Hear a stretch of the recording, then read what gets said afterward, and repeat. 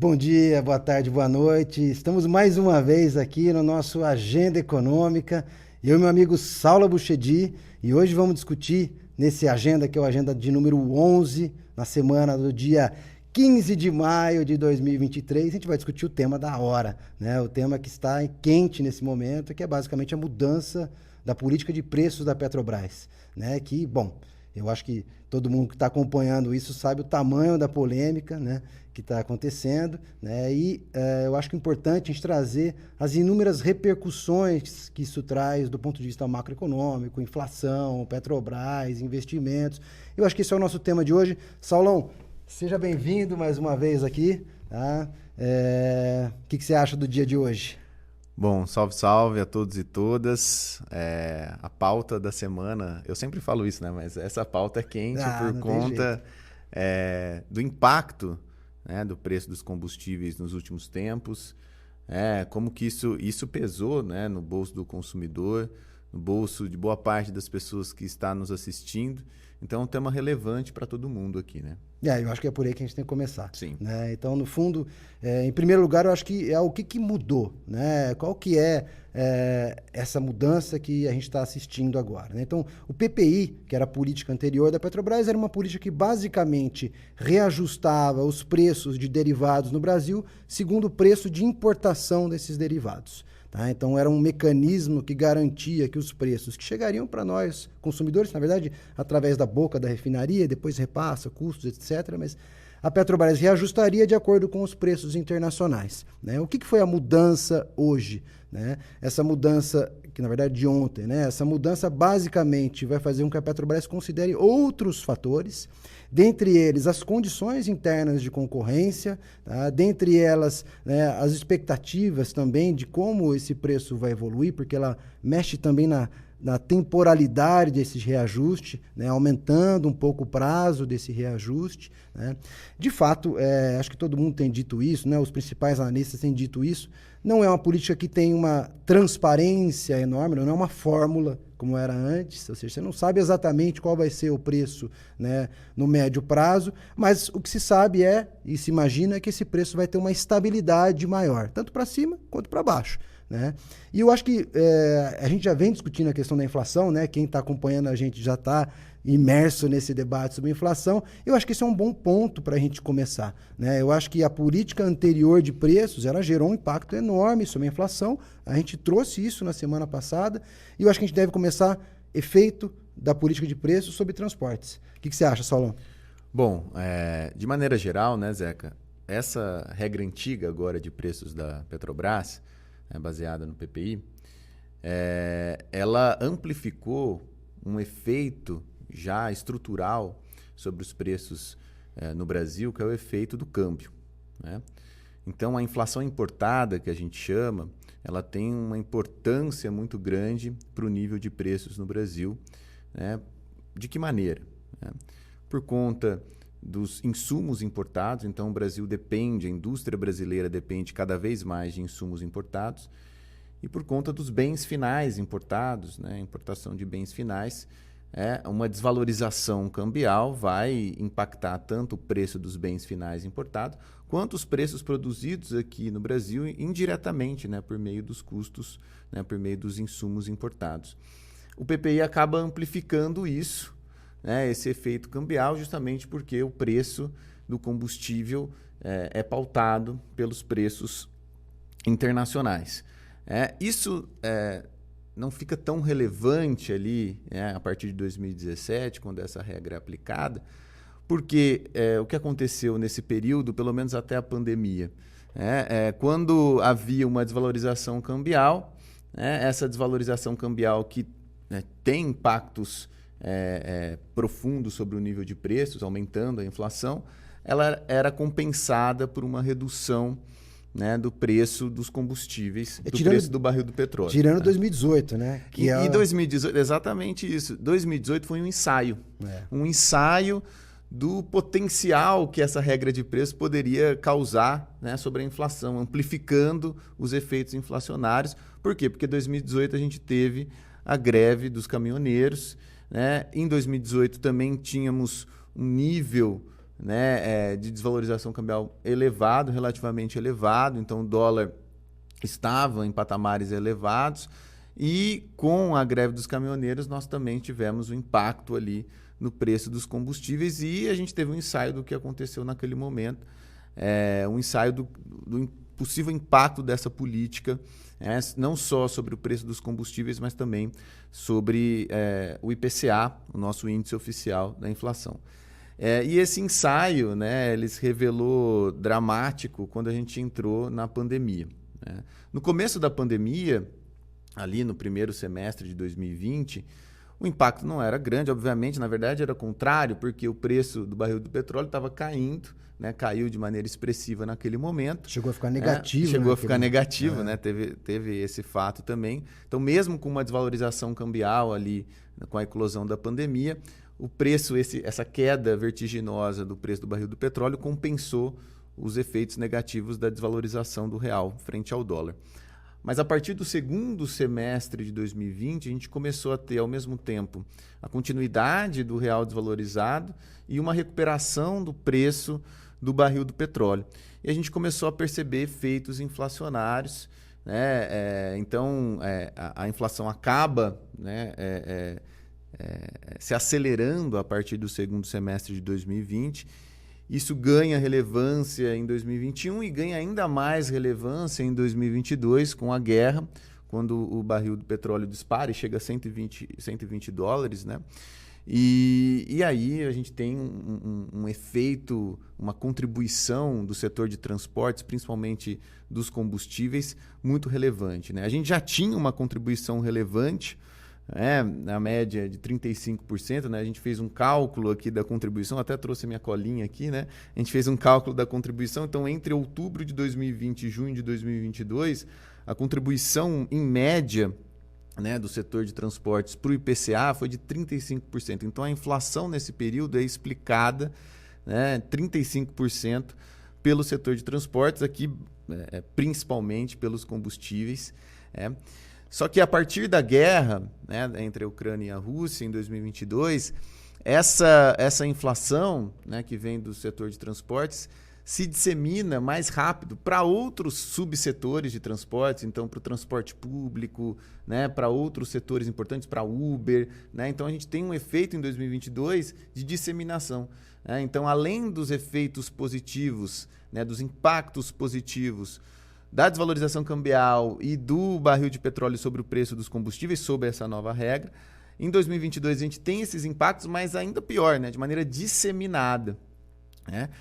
E aí, a partir de julho de 2022, quando há a política de desoneração dos preços dos combustíveis, a gente tem uma contribuição negativa, né? De julho de 2022 até março de 2023, temos uma contribuição negativa do setor de menos 49%.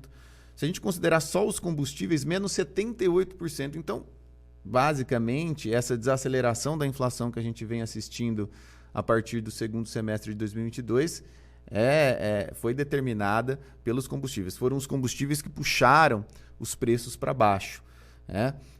Então, aqui o PPI transforma, né, faz com que o preço dos combustíveis, que já é estratégico para a economia brasileira, né, tivesse um peso muito grande na explicação da inflação, né, fosse responsável por essa volatilidade, essa instabilidade do nível de preços, né?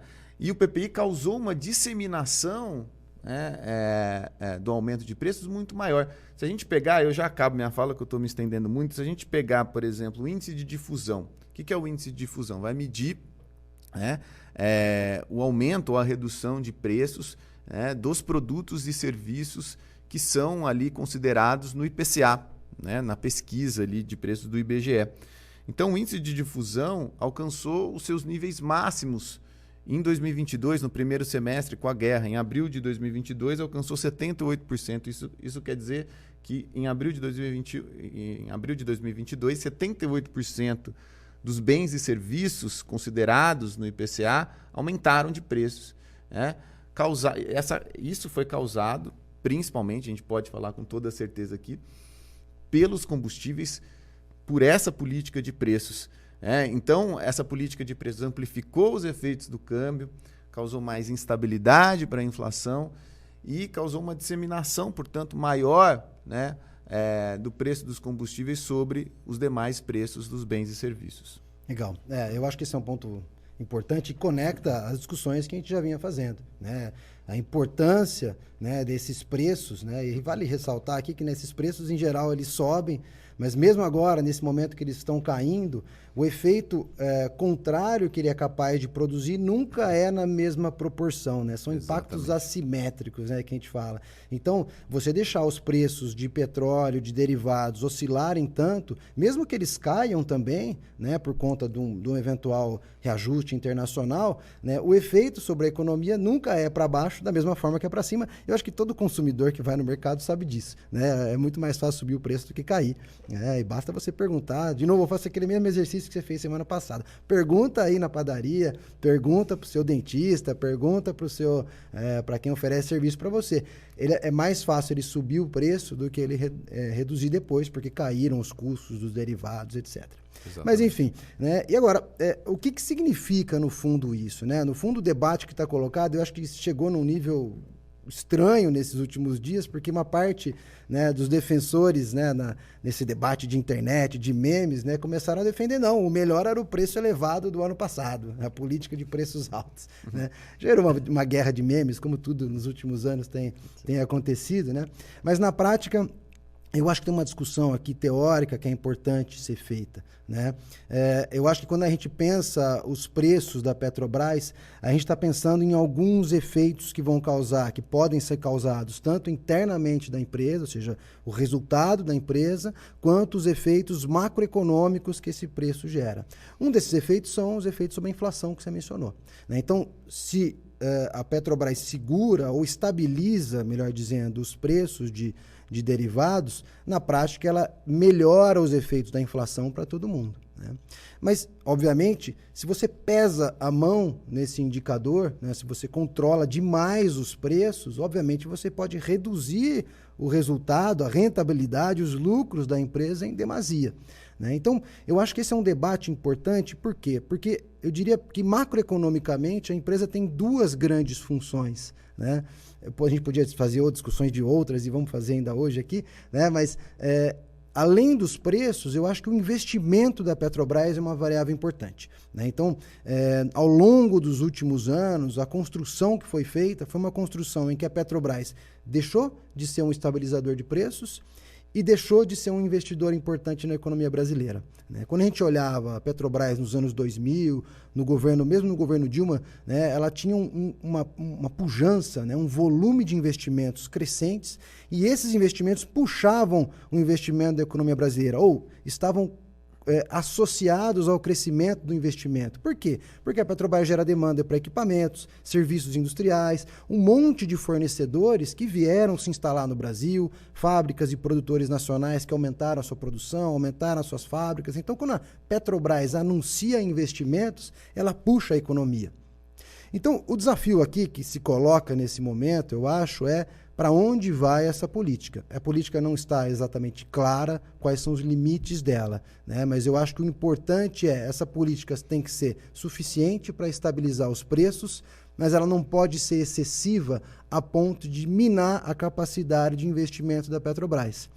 O que estava sendo feito até os últimos anos, quando você diminuiu os investimentos, mais do que isso, aumentou a venda de ativos da Petrobras, né, e deixou de controlar os preços, você gerou um caixa muito melhor para a Petrobras, as ações da Petrobras subiram e a distribuição de dividendos da Petrobras assumiu níveis fora do padrão, né? Em 2022, a Petrobras foi um dos maiores distribuidores de dividendos do mundo, né?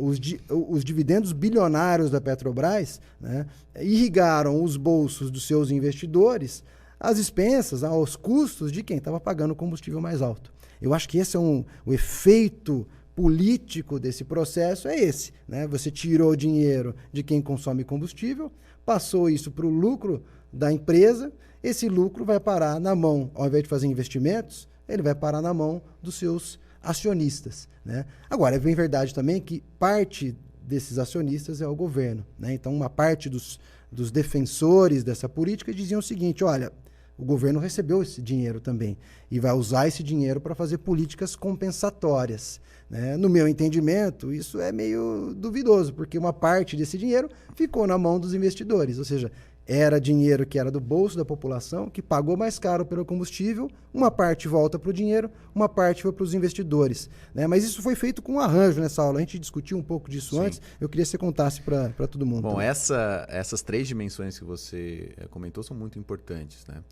Eu acho que houve um desequilíbrio, né? Se a gente considerar essas 3 dimensões que eu estou falando aqui, a política de preços, a distribuição de dividendos, né? E os investimentos.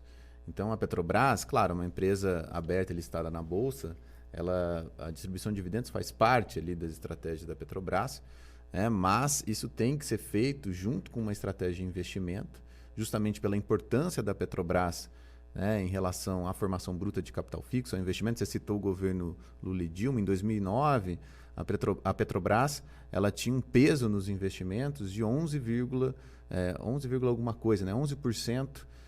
Da formação bruta de capital fixo era por conta da Petrobras. Ou seja, de todos os investimentos feitos no país, quase 11%, 12% eram feitos pela Petrobras. Isso já é muito importante. É muito importante. Em 2021, a importância da Petrobras foi para 2,8%. Então, 2,8% dos investimentos feitos no país eram feitos pela Petrobras. Então, a Petrobras ela deixou de ser uma empresa-chave, estratégica para o desenvolvimento econômico brasileiro. Alguém poderia dizer, mas o investimento cresceu. Não, o investimento caiu. O investimento total caiu. Exato. A Petrobras caiu em participação num cenário de queda de investimentos. Exato. É horrível, né? Sendo que a Petrobras ela tem uma função, inclusive, anticíclica muito importante para a recuperação dos investimentos brasileiros. Então, nesse sentido, né, houve uma mudança da empresa que foi importante para a questão do desenvolvimento brasileiro, de qualquer tipo de projeto de investimento, de desenvolvimento brasileiro que se queira desenvolver, né, elaborar. Né? Bom, o que aconteceu então? Um desequilíbrio nesses últimos tempos, né, sempre pendendo para o lado dos acionistas, da distribuição de dividendos, em detrimento da população, né, que foi afetada pela volatilidade dos preços dos combustíveis, pelo aumento, né, absurdo do preço dos combustíveis nos últimos anos, né, e em detrimento também do país, né, da macroeconomia, da geração de emprego e renda por conta do investimento. Tem uma coisa que eu esqueci de falar, Saulo, que desculpa te interromper de novo pode, aqui. É uma conversa. Mas o ponto é que, no fundo, se a gente olhar o superávit do governo, né, a gente conversou até um pouco sobre isso algumas agendas atrás também, né?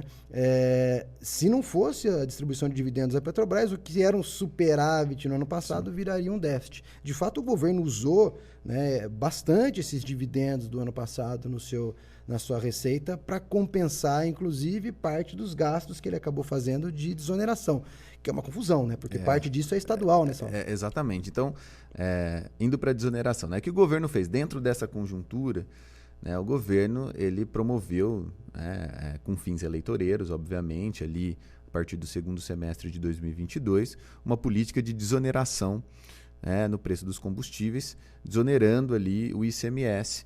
Isso, obviamente, afetou drasticamente a arrecadação dos estados, porque o ICMS, né, que incide sobre combustíveis é a principal fonte de arrecadação dos estados. Ao mesmo tempo, né, essa política de desoneração, se a gente for pensar, reduziu o preço e beneficiou uma parcela da população. Lembrando que, principalmente a população que tem carro, né, a classe média baixa, que foi beneficiada pela redução de preço, e indiretamente, né, como os combustíveis compõem a maioria dos custos dos produtos, de bens e serviços, isso gerou impacto sobre a inflação, ainda que assimétricos, como você pontuou muito bem. Ao mesmo tempo, né, essa política, né, ela continuou, né, sendo benéfica para a Petrobras, para os acionistas da Petrobras, que continuaram recebendo dividendos recordes, mesmo que uma parte desses dividendos fosse para o governo. E aí, o que o governo fez com essa parte de dividendos? Uma parte seria destinada às políticas compensatórias, né, aos estados que estavam ali com as suas finanças muito prejudicadas por conta do ICMS, e uma outra parte, teoricamente, iria para programas sociais, né, para o Auxílio Brasil na época, e para outros programas sociais destinados a auxílios combustíveis que beneficiaram caminhoneiros, motoristas autônomos, etc. Só que a gente tem que olhar isso numa perspectiva mais ampla, né, Zeca? Porque o que aconteceu nos últimos tempos com o orçamento destinado aos programas sociais? Né? Eles perderam participação. Né? Perderam participação em relação ao orçamento total, perderam participação em relação a outras despesas. Boa parte do orçamento, é sempre bom lembrar isso, né? Que uma parte crescente do orçamento, ainda mais com juros altos, é destinada a pagamento dos juros. Então, a gente tem que olhar sob a perspectiva da participação dos programas sociais no orçamento, né, que já vem diminuindo. Então, o que o governo está fazendo não é nada mais. Né? O governo está utilizando uma parte desses dividendos que continua beneficiando muitos acionistas, aqueles, portanto, que têm condições, os mais ricos, né, que têm condições de comprar ações da Petrobras, né? E uma parte é destinada para programas sociais que, na verdade, já vinham sendo afetados negativamente nos últimos tempos. Então, no final, a gente não tem uma melhora do ponto de vista distributivo. É muito ingênuo a gente pensar que essa política beneficiou mais o restante da população do que os acionistas. Os acionistas, mesmo com essa desoneração, continuam sendo os mais beneficiados. Né? Esse corte de impostos, além de não ser compensado pelos programas sociais, afetaram os estados, e é importante a gente ter dimensão que o ICMS que os estados recebem, né, são destinados às políticas públicas mais fundamentais, né, as políticas públicas na área da saúde, na área da educação, e fundamentais justamente para a população mais pobre. Então, o saldo dessa conta é negativo para a população mais pobre.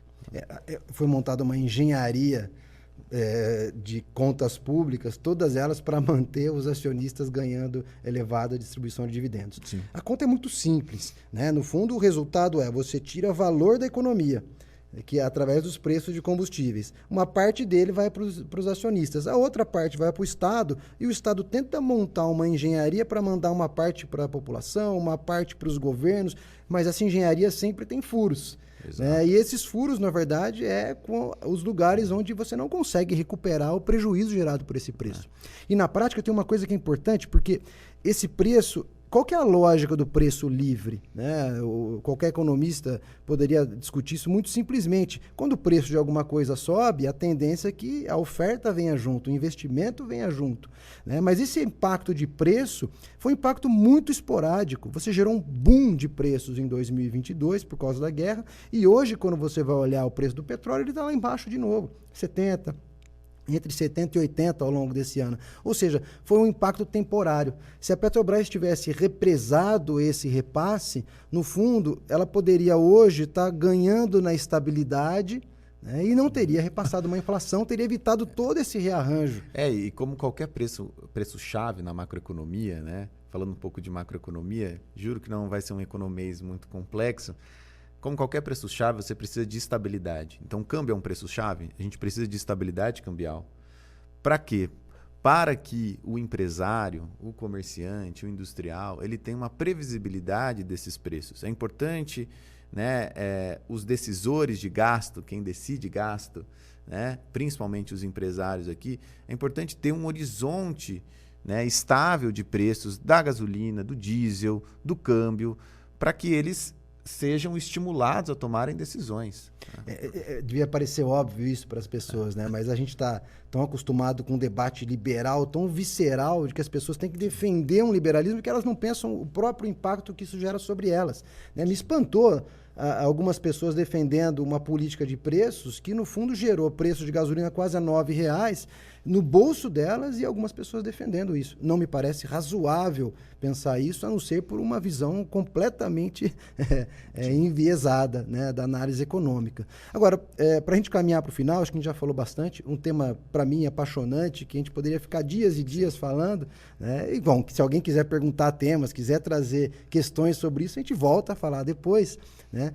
Mas o ponto é o seguinte, né? No fundo, a discussão vão matar a Petrobras de novo, né? Eu acho que o governo Dilma, de fato, pesou a mão. O que não deve ser feito, na minha opinião, né? A política de preço da Petrobras não deve ser feita para compensar a elevação de preços em outros produtos. Se tiver outros produtos com inflação, a Petrobras não deve reduzir os seus preços para compensar aquilo ali. De certa maneira, isso foi feito no governo Dilma, né, porque ela tentou compensar outros produtos que estavam subindo, a inflação de serviços que a gente discutiu, com a queda dos preços artificial de preços de combustíveis. Isso não deve ser feito. O que deve ser feito é uma estabilização desses preços, ou seja, eles não devem subir por choques aleatórios e não devem cair muito quando essa queda também for aleatória. Agora, a Petrobras não pode ser um mecanismo de evitar ou de compensar a inflação. Por quê? Porque aí eu tiro dela o caixa, que é importante para os investimentos. Eu acho que o bom arranjo para a empresa é um arranjo onde os acionistas não são os principais privilegiados, onde o investimento da empresa ganha destaque e onde a estabilização de preços é feita de maneira relativamente suave, suavizando os impactos internacionais, mas sem causar ônus tanto para o mercado, né, excessivos, ou seja, para os outros agentes que operam no mercado, tá, e não gerando efeito sobre a Petrobras. Por quê? Porque esse investimento que a Petrobras tem que fazer não é só, como a gente está falando aqui, um investimento que ajuda a economia brasileira a caminhar. É um investimento que ajuda a levar a empresa para o seu futuro. Né? E qual é o futuro de qualquer empresa de petróleo? O futuro de qualquer empresa de petróleo é basicamente investir cada vez mais também em setores de energia renovável. A Petrobras tem que planejar essa transição.